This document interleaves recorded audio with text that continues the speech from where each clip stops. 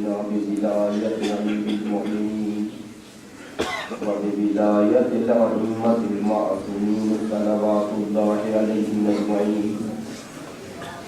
الحمد لله الذي لا يبلغ مدحته القائلون ولا يحصي نعماءه العاصون ولا يؤدي مصطفى المجتهدون الذي لا يدركه بعد الأمم ولا يناله غوث الفتن الذي ليس لصفته حد محدود ولا وقت موجود ولا نعت معدود ولا أجل موجود فخر الخلائق بقدرته ونشر الرياح برحمته والصلاة والسلام على سيدنا ومولانا حبيبنا وحبيب قلوبنا شفيعنا وشفيع ذنوبنا أبي القاسم محمد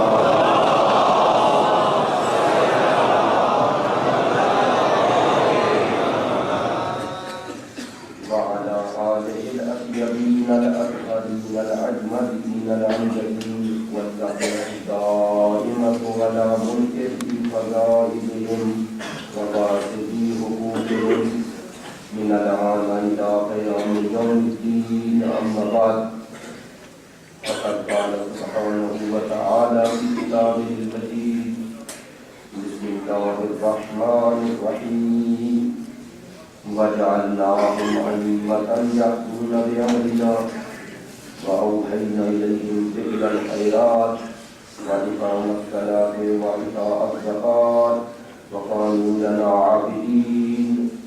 رب اشرح لي صدري ويسر لي أمري واحلل عقدة من لساني يفقهوا قولي. إن الله وملائكته يصلون على النبي يا أيها الذين آمنوا صلوا عليه وسلموا تسليما.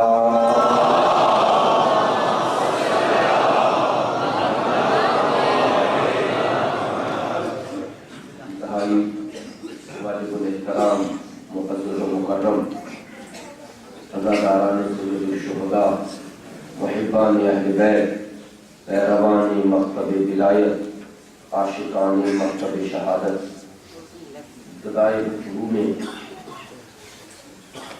خداوند متعال کے حضور حضرت سید الشہداء کے صدقے میں یہ دعا کرتے ہیں خداوند متعال ان ایام عزاداری کو ولی زمان کی نگاہ میں اور دست شفقت کے ساتھ خیر و عافیت سے گزارے. خداوند متعال تمام مومنین جو اپنے گھروں سے اپنے اہل و عیال کے ساتھ اس جذبہ حسینی کے ساتھ نکلتے ہیں خدا سب کی حفاظت فرمائے. خداوند متعال وہ لوگ اس عزاداری کو اس عنوان سے نقصان پہنچانا چاہتے ہیں خدا ان کا شرطوں کی طرف پلٹائے. خداوند متعال ہمارے ملک کے پاکستان کی حفاظت فرمائے. امت مسلمہ کے مظلومین اور خصوصاً عزاداری سید الشہداء کے حوالے سے پوری دنیا میں یہ سلسلہ جاری ہے. خداوند متعال مقامات مقدسہ کی حفاظت فرمائے.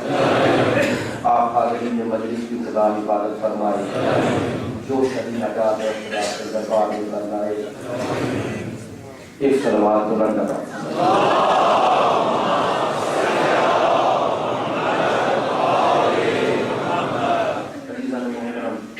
سلسلہ گفتگو قطب عالم امکان مرکز عالم وجود واسطہ بین عالم غیب و شہود روح جہان ولی العصر ظفیرۃ اللہ بقیت اللہ خلیفۃ اللہ فی الارض امام زمان اجل اللہ تعالی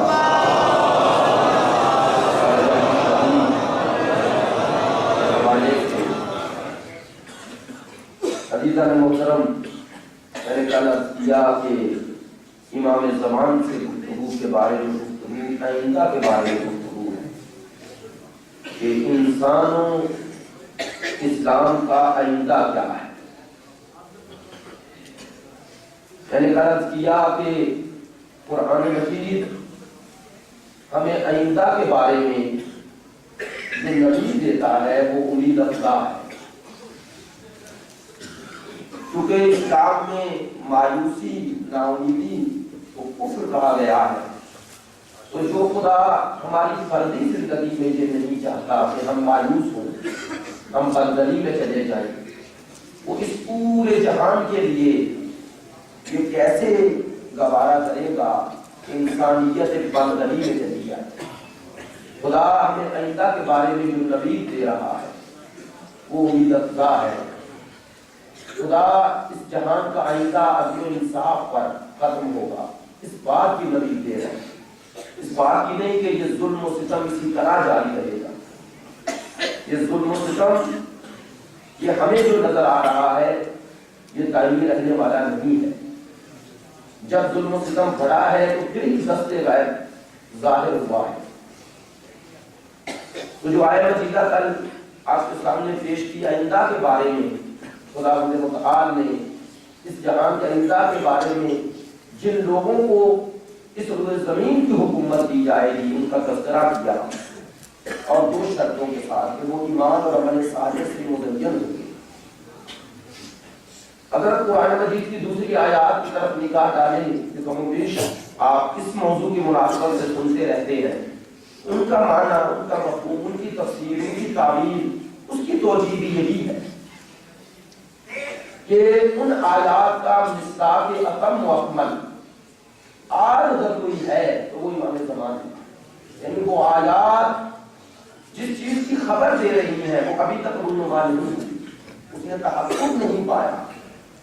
اس طرح میں نے کل عرض کیا کہ وہ خلافت جو پورے روئے زمین پر ہوگی وہ خلافت خدا، وہ خلیفۃ اللہ جو پوری روئے زمین کو عدل انصاف سے پور کرے گا۔ ابھی ایسی کوئی خلافت یا کوئی حکومت کسی مسلمان کے نزدیک متحقق نہیں ہوئی ہے۔ خلفائے راشدین کی حکومت کا دائرہ بھی صرف تھوڑا سا یورپ تک گیا، اس سے آگے نہیں ہے، وہ بھی پوری دنیا پر حکمرانی کی اگر اسے کہا جائے تو۔ لہذا وہ لوگ بھی یہ کہتے ہیں کہ ابھی ان آیات کا کہ مصداق اس روئے زمین پر کوئی ایسا پیدا نہیں ہوا، تو ہم یہ کہتے ہیں کہ وہ ہستی جو ان آیات کا مصداق اتم و اکمل بنے گی اس ہستی کا نام امام زمان ہے۔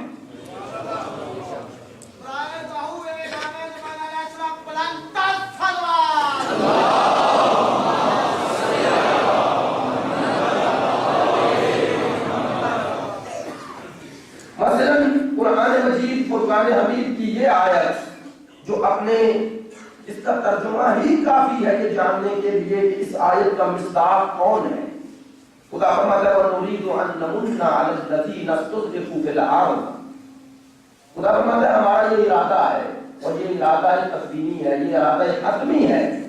کیا ارادہ ہے؟ أَن نَّمُنَّ عَلَى الَّذِينَ اسْتُضْعِفُوا فِي الْأَرْضِ، کہ ہم احسان کریں گے، منت لگائیں گے ان پر، الذین ان لوگوں پر نستضعفوا جنہیں روئے زمین پر ضعیف بنا دیا گیا، جو ضعیف تھے نہیں، جنہیں ضعیف بنا دیا گیا۔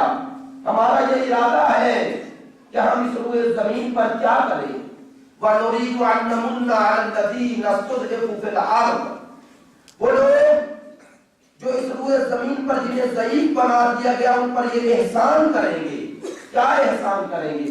وَنَجْعَلَهُمْ أَئِمَّةً، ہم انہیں روئے زمین کا امام بنائیں گے، اس پوری زمین کی امامت ان کو دیں گے۔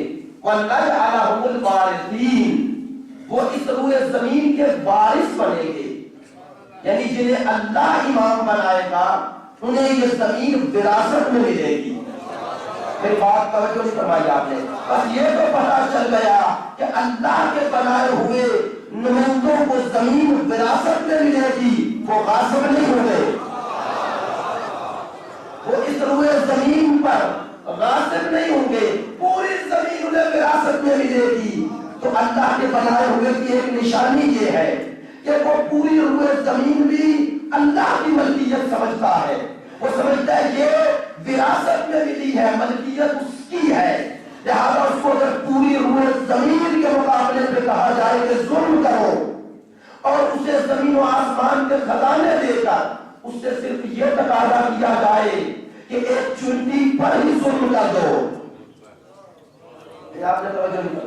مولا کائنات کے خطبے کے وہ الفاظ آپ کو یاد ہوں گے جب کہا گیا مجھے اگر یہ زمین و آسمان کے خزانے دے دیے جائیں اور تقاضا کیا کیا جائے کہ چنٹی کے منہ سے وہ دانا جو اس کا حق ہے وہ چھین لوں تو فرماتے میں پوری روئے زمین کو چھوڑ کر مار دوں گا لیکن اس چنٹی پر بھی ظلم نہیں کروں گا, ظلم نہیں کروں گا.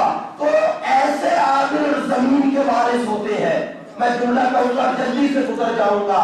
اللہ کے بنائے ہوئے وہ ہے جو ایک چنٹی پر بھی ظلم نہیں کرتے.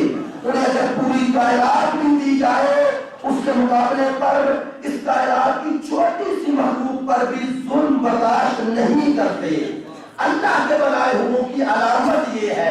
اور اگر کوئی چھوٹے سے ٹکڑے زمین کے لیے کسی معصوم پر ظلم کر دے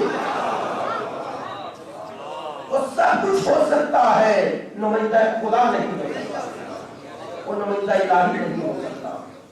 اللہ نے کہا ہمارا یہ ارادہ ہے کہ اس روئے زمین کا وارث ان کو بنائیں گے جنہیں ضعیف بنا دیا گیا, وہ اس زمین کے وارث بنیں گے.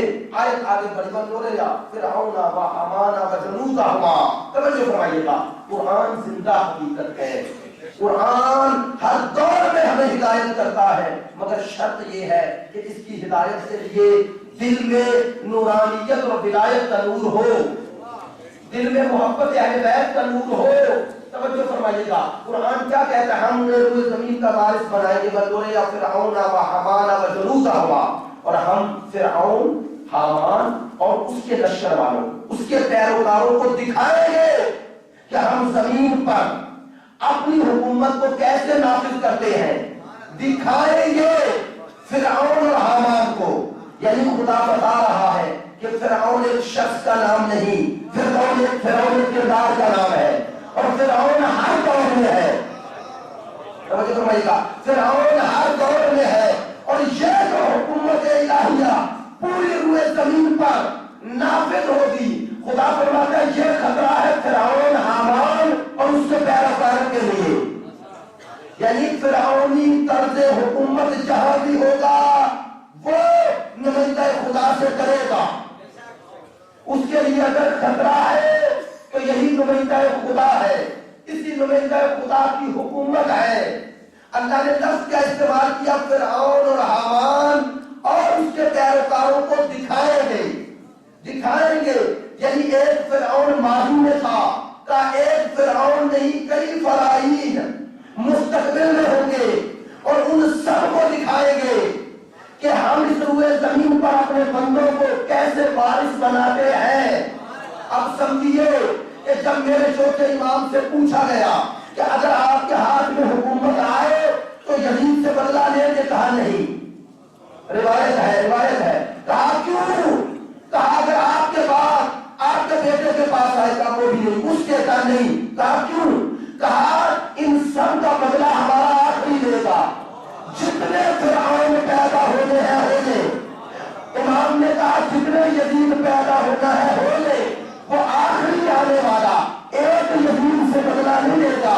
ہر یزید کے ہر دور کے ہر یزید سے, ہر دور کے ہر یزید سے وہ آخری آ کے انتقام لے گا.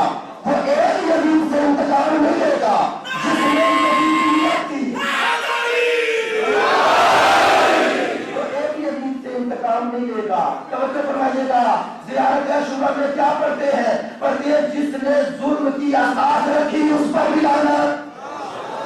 ہائے ہائے, جس نے ظلم کو آگے بڑھایا اس پر بھی لعنت. جو ظلم کا محافظ ہے اس پر بھی کر رہے ہیں. تو آپ بتا رہے ہیں کہ ظلم کی بنیاد رکھنے والا اس سے جس نے اس ظلم کی بنیاد پر ہمارے تعمیر کی برابر کے شریک ہے. جو ظلم کی بنیاد رکھ رہا ہے, جو ظلم کی اساس رکھ رہا ہے.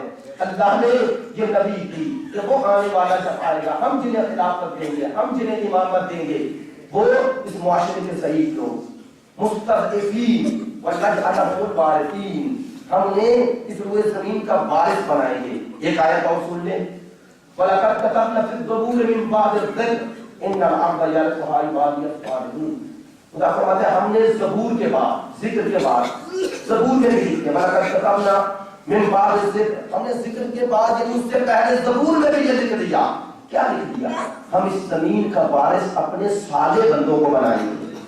یہ آیات خود بتا رہی ہے کہ مومن واقعی وہ ہے جو کبھی مایوس نہ ہو، جو کبھی نا امید نہ ہو، جس کی آئندہ پر نظر ہو، وہ نا امید نہ ہو، وہ مایوس نہ ہو۔ اس زمین پر، اس روئے زمین پر یہ ظلم و ستم یہ ختم ہوگا، بندگی خدا حقیقی معنی میں نافذ ہوگی، توحید و نظام توحیدی اپنے تمام ابعاد اور جہاد کے ساتھ اس روئے زمین پر نافذ ہوگا، نافذ ہوگا۔ کون سا معاشرہ نام ہوگا قائم؟ توحیدی معاشرہ، جس معاشرے میں اول و آخر خدا ہے، اول و آخر خدا ہے۔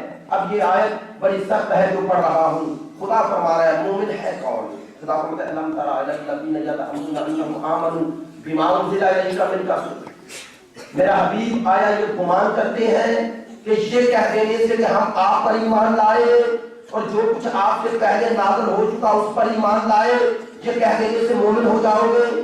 قرآن خدا فرماتا ہے یہ ان کا وہم ہے، یہ ان کا خیال ہے۔ خدا کیسے؟ ایمان تو یہی ہے کہ جو سرکار پر نازل ہوا، جو پہلے نازل ہوا اس پر ایمان لاؤ۔ کیوں یہ ان کا وہم ہے، ان کا خیال ہے، یہ مومن واقعی کیوں نہیں ہے؟ خدا فرماتا ہے یریدون ان یتحاکموا الی الطاغوت، یہ دعویٰ تو یہ کرتے ہیں کہ ہم ایمان آپ پر لائے، لیکن ان کا ارادہ یہ ہے کہ ہم فیصلے طاغوت سے لیتے رہیں۔ یہ قرآن ہے، یہ قرآن ہے، کوئی سیاسی بیان نہیں ہے۔ قرآن کہہ رہا ہے کہ یہ ان کا وہم و خیال ہے۔ اگر یہ صرف یہ کہہ دینے سے کہ ہم پیغمبر پر نازل ہونے والی چیزوں پر ایمان لائے، یہ کہہ دینے سے کافی ہو جائے گا اور یہی ایمان ہے، خدا فرماتا ہے نہیں۔ اگر ان کے دل میں یہ ہے کہ ہمارے فیصلے طاغوت کرتا رہے تو یہ ایمان نہیں ہے، یہ ایک وہم ہے، یہ ایک خیال ہے۔ خدا فرماتا ہے وَقَدْ أُمِرُوا أَن يَكْفُرُوا بِهِ، جبکہ ہم نے انہیں یہ حکم دیا ہے کہ طاغوت کے کافر بن جاؤ، طاغوت کا انکار کرو۔ توجہ فرمائیے گا، طاغوت کا انکار کرو۔ جب تک طاغوت کا انکار نہیں کرو گے، خدا کہتا ہے صاحب ایمان نہیں بن سکتے۔ نہیں، میں اور پڑھ دیتا ہوں، وہ آیت الکرسی جو ہر نماز کے بعد پڑھنا مستحب ہے، کیا پڑھتے ہیں اس میں؟ من یکفر بالطاغوت ویؤمن باللہ، پہلے طاغوت کا انکار پھر اللہ پر ایمان۔ دیکھیے اگر کلمہ ہوتا نا اللہ کو مانو، اللہ واحد یا خدا موجود ہے، اللہ موجود، تو مشکل نہیں تھا ماننا۔ ان کے لیے مشکل کیوں تھا؟ مشکل اس لیے تھا کہ پیغمبر کہہ رہے تھے جھوٹوں کا انکار اور میرے ایک سچے کا اقرار۔ پہلے طاغوت کا انکار پھر اس کے بعد وحدانیت کا اقرار۔ توجہ عزیزو، اگر اسلام طاغوت کی نفی کے بغیر ہو تو اس اسلام سے کوئی نہیں ڈرتا۔ دشمن اس اسلام سے ڈرتا ہے جس میں نفی طاغوت پہلے ہے، اقرار توحید بعد میں ہے۔ نہیں، آپ توجہ نہیں فرما رہے۔ کربلا میں صرف اقرار توحید نہیں تھا، انکار طاغوت بھی تھا۔ باقی مسلمانوں کو یزید اس لیے نہیں پوچھ رہا تھا کہ ان کا اقرار توحید تھا، انکار طاغوت نہیں تھا۔ اور حسین ابن علی کا اسلام اس لیے اسے قبول نہیں کہ حسین کے اسلام میں انکار طاغوت پہلے ہے، اقرار توحید بعد میں ہے۔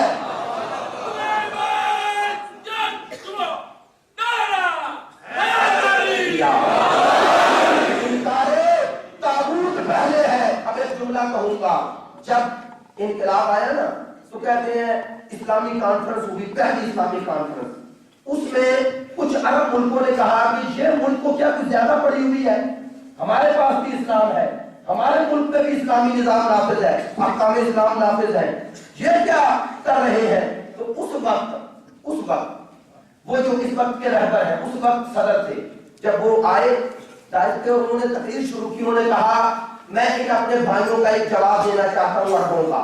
انہوں نے کہا ان کے اسلام میں اور ہمارے اسلام میں فرق ہے. ان کے اسلام میں اقرار توحید ہے, انکار طاغوت نہیں ہے. ہمارے اسلام میں انکار طاغوت پہلے ہے, اقرار توحید بعد میں ہے.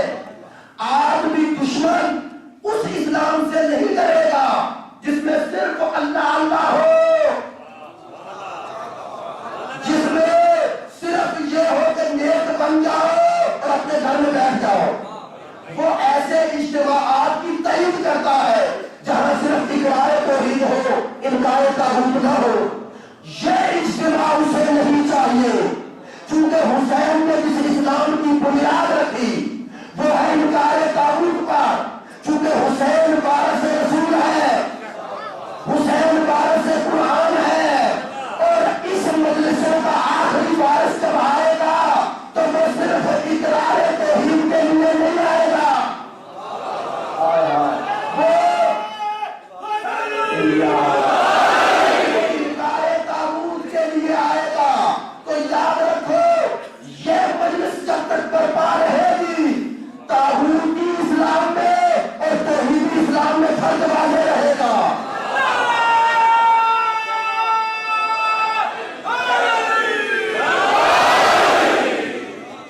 جب تک یہ مجلسیں رہیں گی طاغوتی اور توحیدی اسلام میں فرق رہے گا. اور یہ مجلسیں ہیں جو اس قیام و ظہور امام کے لیے مقدمات فراہم کریں گی. یہ ہے کیوں امام آگے کریں گے کیا؟ عدل و انصاف کی حکومت قائم کریں گے, انشاءاللہ آئے گا. عدل و انصاف کی حکومت قائم کریں گے, یہی ہے نا, سب کو پتا ہے. تو آج عدل کی حکومت کو وہی قبول کرے گا جو پہلے ظلم کی مخالفت کرنا جانتا ہو. اور یہ مجالس یہی بتاتی ہے ظالم کون تھا, مظلوم کون ہے. امام حسین کی حمایت مظلومیت کی حمایت ہے, یزید کی مخالفت ظلم کی مخالفت ہے. تو اب سمجھے کہ ہم انتظار کیوں کر رہے ہیں اور دوسرے در کیوں رہے ہیں. جو مظلوم کا حامی ہے اسے پتا ہے جو آ رہا ہے وہ ظالموں کے لیے خطرہ ہے, مظلوموں کے لیے نہیں. جو ڈرے سمجھ لو ظالم کے ساتھ ہے, اور جو انتظار کرے سمجھ لو مظلوم کے ساتھ ہے.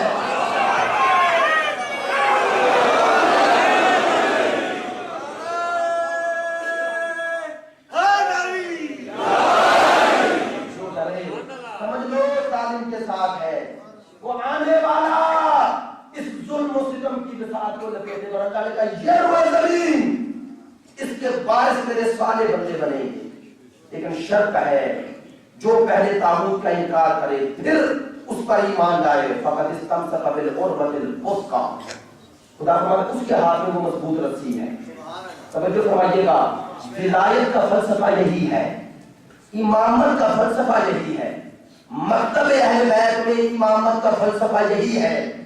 امامت یعنی نظام الہی, نظام الہی یعنی امامت اسلام میں طاغوت کا راستہ روکتی ہے, اور امامت کو نکالے تو طاغوت ملوکیت کی شکل میں اور کبھی یزیدیت کی شکل میں پروان چڑھتا ہے.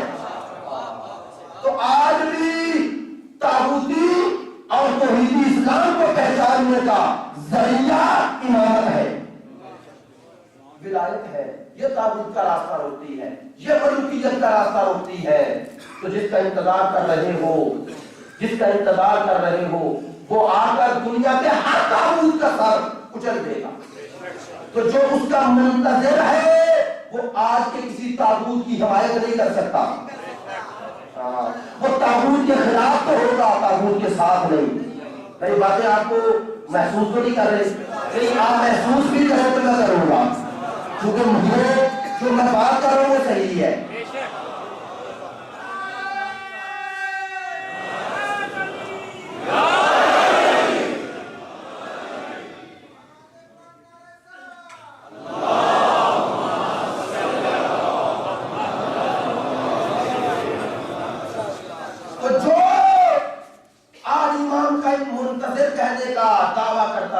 وہ طاغوت کو ختم کرے, اور اس طاغوت کی جو پیدا ہوتا ہے وہ اندر سے ہوتا ہے.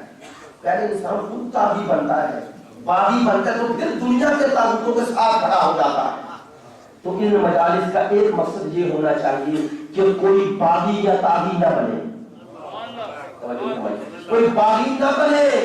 تو باغی انسان کا بنتا ہے جب دل سے خوف خدا ختم ہو جائے، خوف خدا ختم ہو جائے۔ تو اگر مجالس خدا کے قریب لے جائیں تو پھر مجالس حسین ہے، اس منتظر باقی کے لیے برپا ہو رہی ہے۔ اگر دور لے جائیں تو کچھ اور ہے، مجلس حسین نہیں ہے۔ وہ جو روئے زمین کا وارث ہے، جو عادل کا انتظار کر رہا ہے، وہ ظالم کے ساتھ نہیں ہو سکتا۔ اب دو روایتیں بہار و انوار سے، بڑی خوبصورت روایتیں ہیں، انشاءاللہ امام کے حوالے سے میں نے کلام کیا کہ اسلام میں اور خصوصاً تشیعوں میں عقیدہ مہدویت کو کس واضح طور پر پیش کیا گیا ہے۔ الحمدللہ ہمارے لیے کوئی شک و شبہ نہیں ہے اس میں، اور اس نظریے پر جتنی روایات ہیں اگر انسان انہیں صرف شمار کر کے صرف انہیں بیان کرے تو کوئی اشرے چاہیے، صرف روایات کو بیان کرنے سے ہر امام نے بیان کی۔ دو روایتیں، اور دیکھیے ایک بات ذہن میں آ گئی، آج شب جمعہ ہے، شب جمعہ ہے، شب جمعہ شب امام زمان ہے۔ کتنے خوش قسمت ہیں ہم کہ شب جمعہ میں صاحب شب جمعہ کا ذکر کر رہے ہیں۔ خوش قسمت ہے کہ امام کے بارے میں سید الانبیاء نے کیا فرمایا۔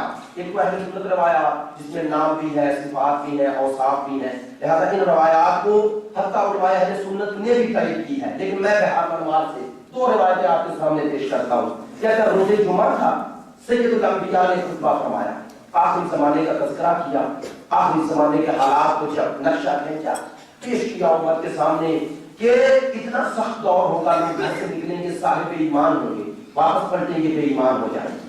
سرکار نے یہ تشریح فرماتے ہیں اس دور میں ایمان کو قائم رکھنا ایسے ہی ہے جیسے اپنی ہتھیلی پر انگارہ رکھنا، اتنا سخت ہوگا۔ آپ نے فرمایا لوگ بھائی بھائی سے، باپ بیٹے سے باغی نظر آئے گا۔ جب ایسے دور کا نقشہ کھینچا سارے مایوس ہو گئے۔ اس وقت تبلیغ اسلام اور خود سرکار کا دور، لیکن آپ نے فرمایا مایوس نہ ہو، جب اسی طرح کے حالات ہوں گے تو میرا آخری مسیح ظہور کرے گا، وہ زمانے کو عدل و انصاف سے پر کر دے گا، لوگوں کے مومنوں کے دلوں میں، مومنین کے دلوں میں نور ایمان کو روشن کرے گا۔ آپ نے جب یہ بیان کیا کہتے مجمع سے حضرت سلمان فارسی اٹھ کے کھڑے ہو گئے، دس بس عرض کرتے ہیں یا رسول اللہ اگر آپ اجازت دیں تو میں پوچھ سکتا ہوں تو سوال کہاں؟ ہاں پوچھو۔ یا رسول اللہ وہ جو آپ کا آخری نائب ہے جو اتنا بڑا کام کرے گا، اس روئے زمین کو جو انصاف سے پر کر دے گا، اتنا بڑا کام، اس کی شناخت کیسے ہوگی؟ اس کا نام کیا ہے؟ اس کا کردار، اس کے خد و خال، اس کا رنگ و بو کیا ہے، کیسے ہے، وہ کیا کرے گا؟ آپ توجہ فرمائیے، سرکار دو عالم نے کہا سلمان خدا تجھ پہ رحمت کرے، جو میں تمہیں یہ بشارت دے رہا ہوں کہ جب وہ آنے والا آئے گا نا، جہاں دوسروں کو زندہ کرے گا ان زندہ ہونے والوں میں تو بھی شامل ہوگا۔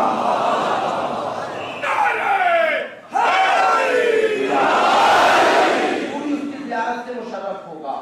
اب سید الانبیاء نے اپنے آخری وصی کا تعارف کروایا، میں لفظ بدل دوں، پہلا محمد آخری محمد کا تعارف کروا رہے ہیں۔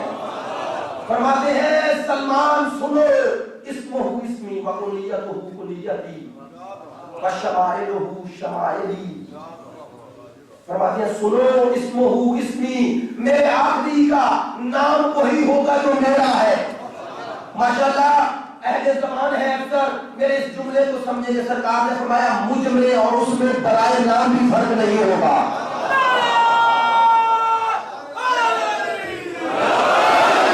اس کا نام وہی ہوگا جو میرا ہے، وکنیت کنیت، اس کی کنیت وہی ہوگی جو میری ہے، وسنتہ سنتی، اس کا روش، اس کا طریقہ کار، اس کا طرز حکومت ویسا ہی ہوگا جیسا میرا ہے، وشمائلہ شمائلی، فرماتے ہیں اس کا رنگ و بو، اس کے خد و خال، اس کا چال چلن، اس کی خلوت، اس کی جلوت، اس کا اٹھنا، اس کا بیٹھنا، اس کی عبادات، اس کی گفتار، اس کی رفتار ویسی ہوگی جیسی میری ہے۔ کہتے سلمان تم نے آج مجھے یہاں دیکھا ہے، جب کل تمہیں زندہ کرے گا، اس کی زیارت کرے گا تو پکار پکار کے کہے گا لوگوں میں سلمان کے گواہی دیتا ہوں کہ محمد کی جگہ پر پھر محمد آ گیا ہے۔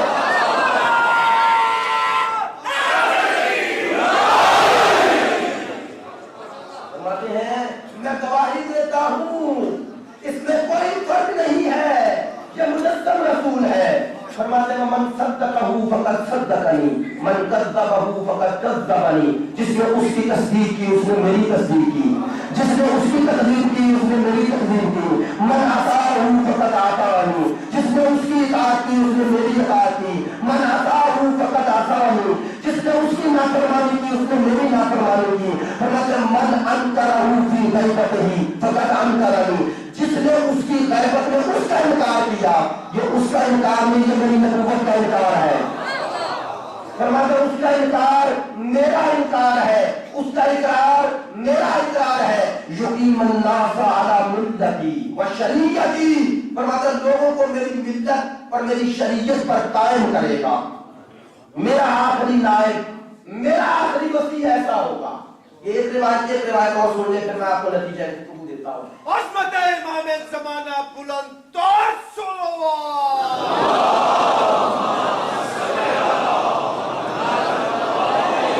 اس روایت کا پس منظر یہ ہے کہ سید الانبیاء روز جمعہ ہے کہ اپنے سیدہ کے گھر میں تشریف لائے بعد از نماز جمعہ، تو سیدہ نے کوئی تذکرہ چھیڑا جس میں جناب مریم کا ذکر آ گیا۔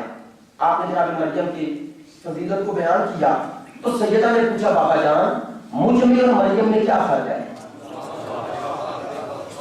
مریم کا مقام کیا ہے، میرا کیا ہے؟ تصدیق کروا رہی ہے ہمارے لیے۔ تو سید الانبیاء مسکرائے اور فرمایا بطول اللہ نے تمہیں ایسی فضیلتیں عطا کی ہیں کہ مریم تو درکنار، آدم سے لے کر مجھ تک اور مجھ سے قیامت تک نہ کسی کو ملی ہے نہ ملے گی۔ یہ تجھے فضیلتیں حاصل ہیں۔ پہلی فضیلت فرماتے ہیں نبینا خیر الانبیاء، فرماتے ہیں جو ہمارے گھر کا نبی ہے وہ خیر الانبیاء ہے، وہ سید الانبیاء ہے، وہ امام الانبیاء ہے، لیکن بیٹی وہ ہوا ابو کے وہ تیرا باپ ہے۔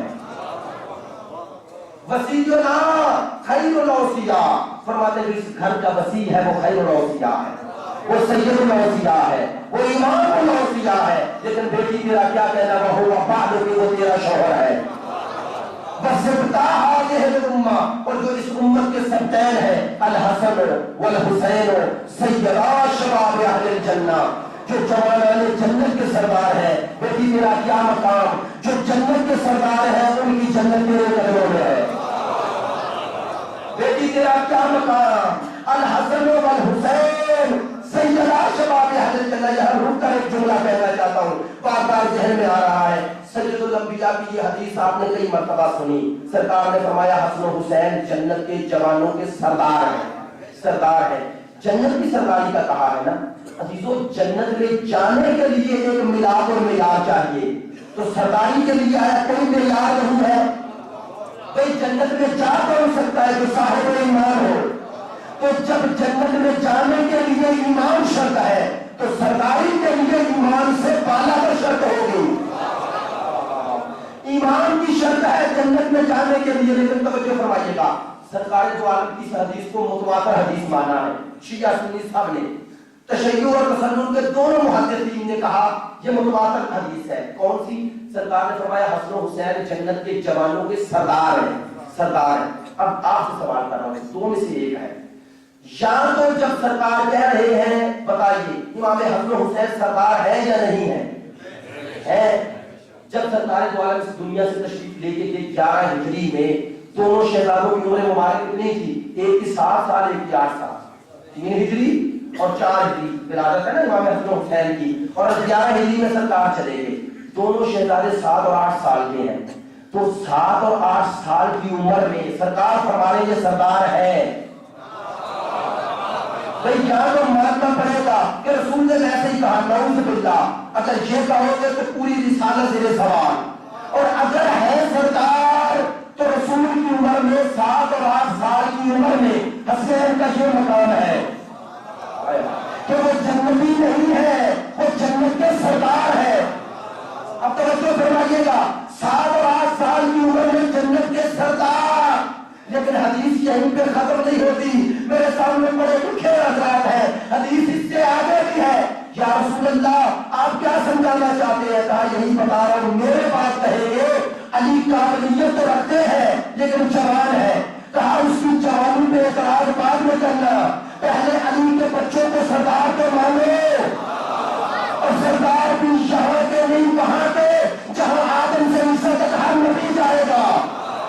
اور کہا جب ان کی سرداری مان لو تو اب حدیث آگے بھی پڑھو. فرمایا الحسن والحسین سیدا شباب اہل الجنہ وابوہما افضل منہما.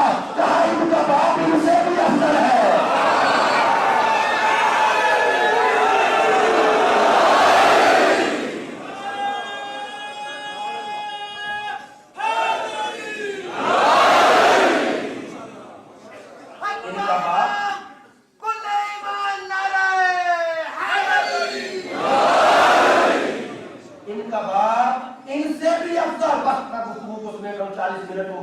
اور ابھی میں جس مقصد کو بیان کرنا چاہتا تو وہاں تک پہنچے ہی نہیں. فرمایا بیٹی وہ دونوں جو سبتین ہیں وہ تیرے بیٹے ہیں. توجہ, جو امت کے سبتین ہیں الحسن والحسین وہ جناب وہ تیرے بیٹے ہیں. توجہ, فرماتے ہیں وہ شہیدنا خیر الشہداء, ہمارا نبی خیر الانبیاء, وسیع خیر الاوصیاء, سبتین تیرے دو بیٹے. توجہ, شہیدنا خیر الشہداء, جو اس گھر کا شہید ہے خیر الشہداء ہے. بیٹی وہ کون ہے؟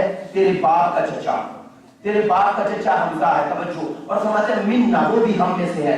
اللہ کی یطیر بہم الملائکہ, جو ملائکہ کے ساتھ پرواز کر رہا ہے. بیٹی تیرا کیا کہنا؟ وہ ہوا ابن عم ابی ہے, وہ تیرے باپ کے چچا کا بیٹا. یہ نہیں کہا تیرا چچا, یہ بھی تو کہہ سکتے تھے, کہتے تیرے باپ کے چچا کا بیٹا ہے. یعنی ہر فضیلت کا محور مرکز حضور بنا رہے ہیں. وہاں خدا نے مرکز بنایا اور جہاں رسول نے مرکز بنایا. جب پوچھا یہ کون لیتا ہو فاطمہ کو, بابوہا وبانوہا وبنوہا, اور جہاں کہا تیرا باپ, تیرا شوہر, دونوں ملائکہ کے ساتھ پرواز کر رہے, تیرے باپ کا چچا, تیرا چچا, تو دونوں مرکز اور محور کیوں بنا رہے ہیں خدا رسول؟ کہا تاکہ قیامت تک تمہیں ذہن میں رہے کہ اہل بیت میں شامل ہونے کے لیے صرف رسول سے رابطہ کافی نہیں, جب تک کہ تم سے تعلق پیدا نہ ہو.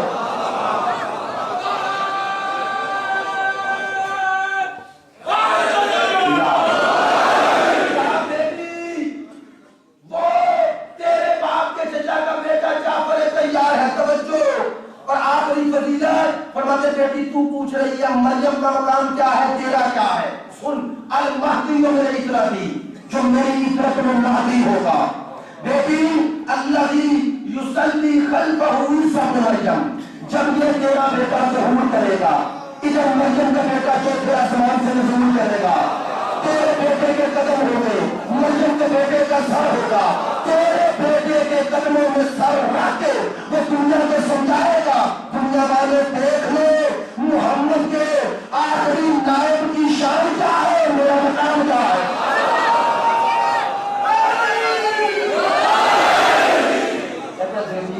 یہ تیری فضیلت ہے, یہ تیرا مقام ہے. وہ جو مہدی ہوگا وہ تیری اولاد میں سے ہوگا, تیرا بیٹا ہوگا. جناب زہرا بلند تر صلوات.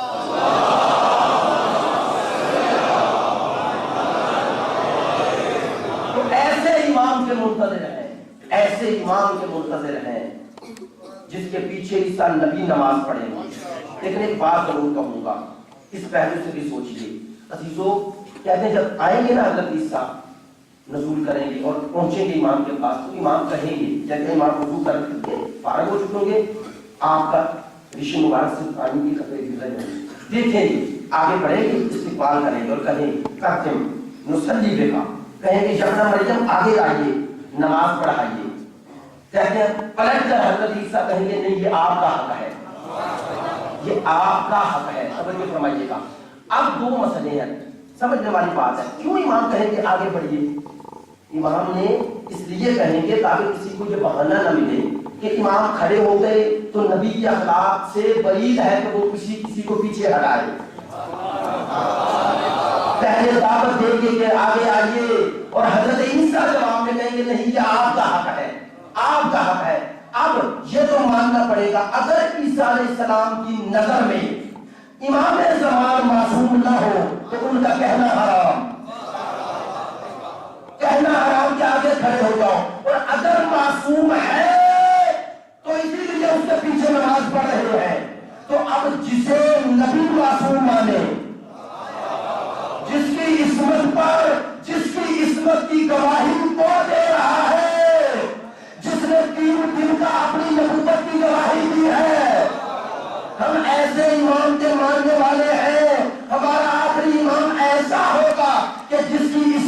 گواہی کوئی عام نہیں دے گا، بنی اسرائیل کا آخری نبی دے گا، آخری نبی دے گا، جس کی گواہی وہ دے گا جو خود معصوم ہے، جو خود معصوم ہے۔ میرے دوستو، جو ایسے امام کے منتظر ہیں انہیں خود کیسا بننا ہے، خود کیسا بننا ہے۔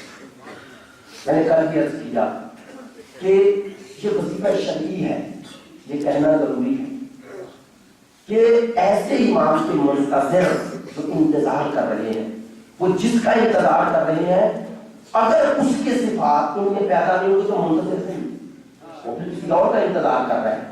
ہم جس کا انتظار کر رہے ہوتے ہیں جو ہمارے گھر میں آ رہا ہے، اگر ایک عالم آ رہا ہے تو اس کے مطابق گھر کا اہتمام کرتے ہیں، اگر ایک عام شخص آ رہا ہے تو اس طرح اہتمام کرتے ہیں، اگر ایک مجتہد آ رہا ہے تو اس کے مطابق اہتمام کرتے ہیں۔ اور جہاں آنے والا امام معصوم ہو،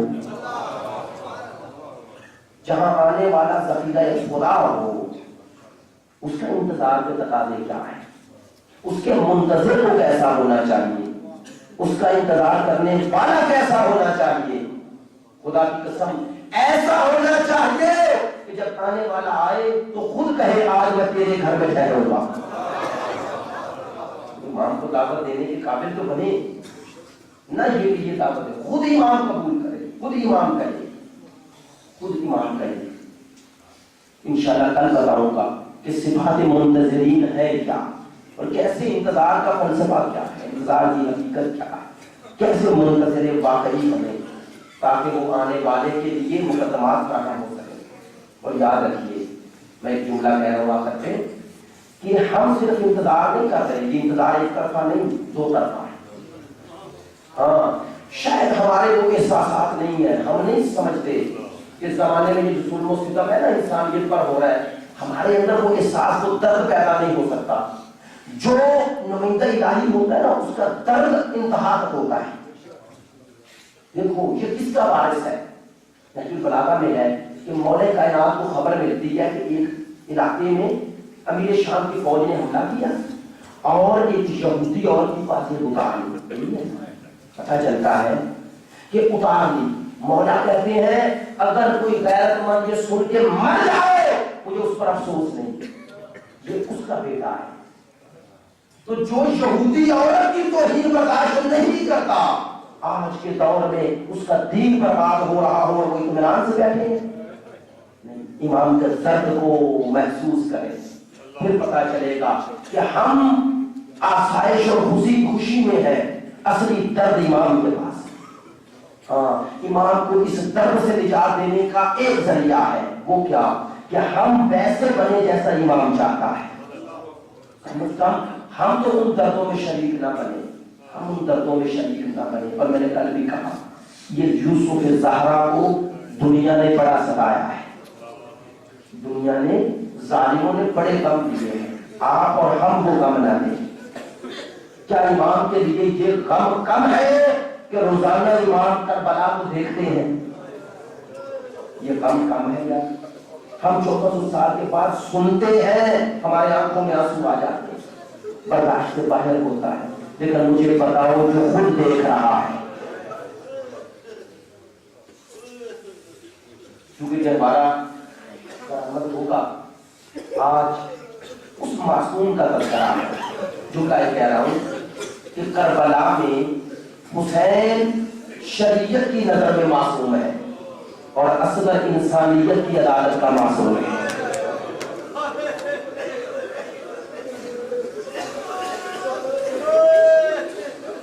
ماشاءاللہ پڑھے لکھے دوست ہیں، ایک سوال ذہنوں میں پیدا ہوتا ہے کہ امام نے شہدائے کربلا میں جب روزے عاشور قربانیاں شروع ہوئی، پہلے اپنے اصحاب کو بھیجا پھر انصار۔ ترتیب اسی طرح ہے، اسی طرح ترتیب ہے، پہلے اصحاب کو پھر انصار کو۔ کیا سوال پیدا ہو سکتا ہے امام کو اپنے انصار سے زیادہ محبت تھی کہ انہیں روکے رکھا، اصحاب کو بھیجتے رہے؟ نہیں، علماء نے لکھا یہ نہیں، یہ ہے حسین کی صحابت۔ کیوں؟ کیونکہ وہاں سب پیاسے تھے، حسین نہیں چاہتے کہ جو یہاں سے جاتا ہے انہیں پتہ ہے میری اماں زہرا کے ہاتھ سے جامع موسم گوش کرتا ہے، حسین تو کتنا صحیح ہے، تو کتنا اظہار و قربانی ہے، تو کتنا انسانیت اپنے اللہ مدد پر حسین نہیں چاہتے اکبر پہلے حوض کوثر سے سیراب ہو اور حبیب رہ جائے، ہر رہ جائے، مسلم رہ جائے. کام نہیں، ہر تو پہلے جا، حبیب پہلے جاؤ، مسلم میرا اس کا پہلے جاؤ، میرے اصحاب پہلے جائیں، میرے انصار بعد میں رہ جائیں. توجہ عزیزو، جس میں جتنا صبر تھا حسین نے اسے اتنا ہی پیچھے رکھا. لیکن خدا کی قسم میری عقل یہاں پہ ختم ہو جاتی ہے. حسین تیری نظر میں اصغر کتنا بڑا صاحب ہے. حسین تیری نظر میں میرے مولا یہ چھوڑا کا اصغر کتنا بڑا صاحب ہے کہ تم نے عباس کو پہلے بھیجا، اصغر کو پیچھے رکھا. کہا یہی بتانا ہے عباس کی رگوں میں اگر علی کا خون ہے تو اس کی رگوں میں حسین کا خون ہے. اداکارہ حسین، جب میں نے کل شہادت پڑھی حضرت علی اکبر کی تو میرے مخاطب نوجوان تھے، جوان تھے. جب میں عمر محمد کی پڑھی تو وہ جو جوانی کی تحریک میں قدم رکھ رہے ہیں وہ تھے. میں آج کسے خطاب کروں؟ میرا دل چاہتا ہے آج اپنی ماں بہنوں کو خطاب کروں اور کہوں میری ماں بہنیں بہتر سمجھتی ہے کہ 6 ماہ کے بچے اور ماں اور بیٹے کا پیار کیا ہوتا ہے. اللہ کسی ماں کو یہ غم نہ دکھائے کہ اس کی آغوش خالی ہو جائے. اداکارہ حسین، ایک جملہ ہے، میں نے عجب جملہ پڑھا. سقراط بہت بڑا یونانی فلاسفر، سنیے سقراط بہت بڑا فلاسفر. اس سے کسی نے کہا کسی شریف کے لیے سب سے زندگی میں مشکل مرحلہ کون سا ہے؟ اس نے کہا جب اسے کسی کمینے سے فرار کرنا پڑے، جب اسے کسی کمینے سے کچھ مانگنا پڑے. حسین سے بڑا شریف کائنات میں کوئی نہیں. حسین نے مانگا کیا؟ 6 ماہ کے اصغر کے لیے پانی مانگا. میں اسے جو بیان کیا کرتا ہوں آپ نہیں میری مائیں بہنیں سمجھتی ہیں، جن کی آغوش آباد ہے خدا آباد رکھے وہ سمجھتی ہے 6 ماہ کے بچے کو پانی کیسے پلایا جاتا ہے. میرے بھائیوں میں بھی صاحب اولاد ان کے صاحب اولاد ہے، وہ گواہی دے گے. 6 ماہ کے بچے کو مائیں برتن سے پانی نہیں پلاتی، کیا کرتی ہے کہ ظرف میں پانی بھرتی ہے، اس میں 2 انگلیاں لپیٹتی ہے، 6 ماہ کے بچے کے لبوں پہ رکھتی ہے، ان کی تشنگی بجھ جاتی ہے، مٹ جاتی ہے، پیاس ختم ہو جاتی ہے. حسین نے کربلا میں کچھ زیادہ پانی تو نہ مانگا، اتنا 2 گھونٹ پانی اصغر کے لیے مانگا، لیکن مانگا پانی پلاتی. اداکارہ حسین مانگا پانی ملاتی. ایک ایرانی خطیب کے بڑے پیارے جملے ہیں، وہ کہتے تھے کہ حسین آئے نا لے کر اور اصغر کو یوں ہاتھوں پہ بلند کیا، اپنی آواز کا دامن ہٹایا. کہتے ہیں اصغر کے چہرے پر دھوپ پڑ رہی تھی، دھوپ کی شدت اصغر کے چہرے پہ پڑ رہی تھی. کہتے ہیں اصغر پہلے مرجھایا ہوا تھا. کہتے ہیں ظالموں اگر تم 2 منٹ تیر نہ چلاتے یہ بچہ دھوپ سے خود نہ جاتا. کاش تم تیر نہ چلاتے تو آپ کے دل پہ یہ زہر باقی نہ رہتا. اداکارہ حسین اصغر کو بلند کیا، کہا ہے اگر اقرار کا پوتا ہے خود پانی مار. اللہ نے تیر چلایا. کہتے تیر اتنا سخت تھا کہ ایک طرف سے لگا دوسری طرف سے نکلا. حسین کے ہاتھوں پر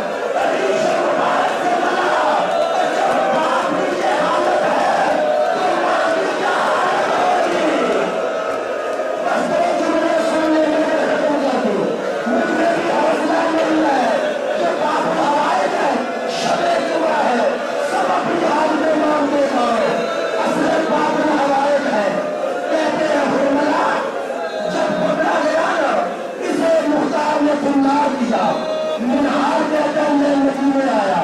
جب مجھ پر نظر پڑی نا سید الصادقین کی، چوتھے امام نے پوچھا منہار کہاں سے آ رہے ہو؟ مولا کوفے سے. کوفے میں کیا خبر ہے؟